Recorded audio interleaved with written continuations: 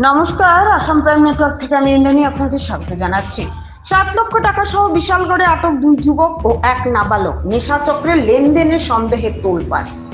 বিশালগড়ে বিপুল অঙ্কের নগদ অর্থ সহ 2 যুবক ও 1 নাবালককে আটক করেছে পুলিশ। ঘটনাটি ঘটেছে বিশালগড় বক্সনগর সড়কে। ট্রাফিক পুলিশ নিয়মিত নাকা চেকিং চলাকালীন সন্দেহজনকভাবে আসা TRA07H9462 নম্বরের একটি মোটর বাইক থামায়। তল্লাশি চালিয়ে বাইক আরোহীদের কাছ থেকে উদ্ধার হয় প্রায় 7 লক্ষ টাকা। পুলিশ সূত্রে জানা গেছে, আটক যুবকদের মধ্যে একজনের নাম রুবেল হোসেন, বাড়ি বক্সনগর রহিমপুর এলাকায়।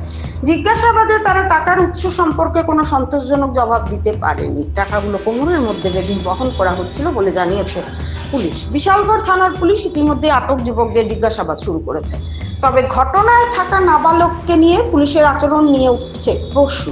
স্থানীয়দের দাবি, পুলিশ নাবালককে আড়াল করার চেষ্টা করছে। তদন্তকারী সূত্রের প্রাথমিক অনুমান, সম্প্রতি জিরানিয়া রেলওয়ে স্টেশনে ধরা পড়া ফেন্সিডিল বোঝাই ওয়াগনের সঙ্গে এই টাকার যোগ থাকতে পারে। পুলিশের ধারণা, উদ্ধার হওয়া টাকাগুলি নেশাজাত সামগ্রী ক্রয় বিক্রয়ের সঙ্গে যুক্ত কোনো চক্রের লেনদেনের অংশ। বর্তমানে আটক যুবকরা বিশালগড় থানার হেফাজতে রয়েছে।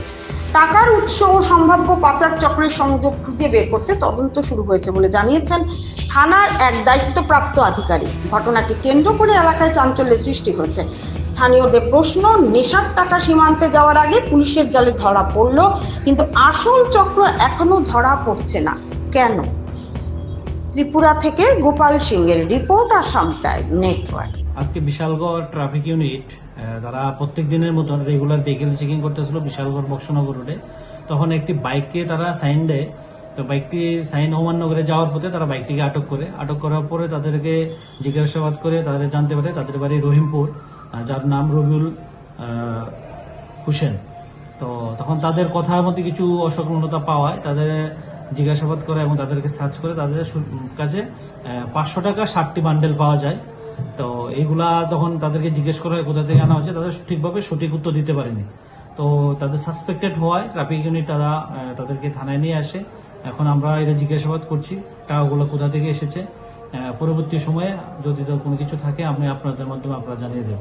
টাকাগুলো এখনো আমরা কাউন্ট করিনি। তো বান্ডেলগুলা আমরা দেখছি 500 টাকার বান্ডেল, 60টা বান্ডেল আছে। যে বাইকটি থেকে পাওয়া গেছে তার নাম্বার হলো TR07H9462। এই বাইকটি নিয়ে তারা বক্সনগর দিকে যেতেছে। এটাই আমরা এখন ভেরিফাই করছি তারা টাকাগুলো কোথা থেকে এনেছে এবং কি উদ্দেশ্যে নিয়ে যাচ্ছে। ভেরিফাই করে যদি কিছু থাকে আমরা অবশ্যই জানাবো আপনাদের। আমরা যে বাইক চালক তাকে আটক করা হয়েছে।